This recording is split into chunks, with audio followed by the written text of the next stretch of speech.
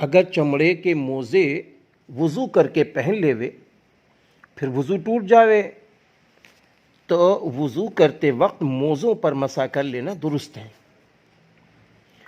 اور اگر موزہ اتار کر پیر دھو لیا کرے تو یہ سب سے بہتر ہے۔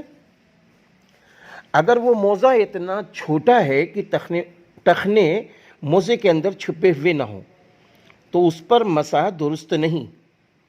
اسی طرح اگر بغیر وضو کے موزہ پہن لیا تو اس پر بھی مسح درست نہیں، اتار کر پیر دھونا ہے۔ مسافر شخص 3 دن 3 رات تک موزے پہنے گا اور وضو کرے گا۔ مقیم جو لوگ اپنے گھروں میں رہتے ہیں 1 دن 1 رات تک۔ اب مسئلہ یہ ہے کہ موزے کے اوپر مسح کرنے کا طریقہ کیا ہے، اس کو اچھی طرح سمجھ لیں۔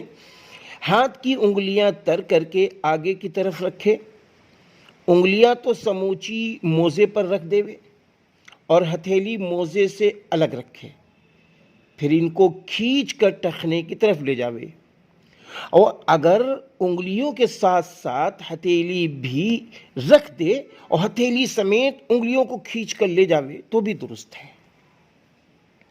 درست ہے، اگر پوری انگلیوں کو موزے پر نہیں رکھا، فقط انگلیوں کا سر موزے پر رکھ دیا اور انگلیاں کھڑی رکھیں تو یہ مسح درست نہیں ہے۔ بہت اچھی طرح یاد رکھیں،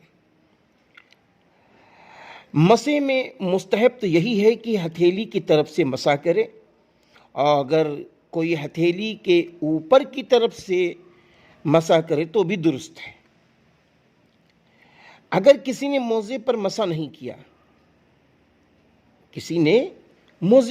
نہیں کیا، لیکن پانی برستے وقت باہر نکلا، گھاس میں چلا تو مسح ہو گیا، ہاتھ کی 3 انگلیوں بھر ہر موزے پر مسح کرنا فرض ہے۔ ہاتھ کی 3 انگلیاں بھر ہر موزے پر مسح کرنا فرض ہے، اس سے کم میں مسح درست نہ ہوگا۔ اس کو ہم اپنے ذہن و دماغ میں رکھیں۔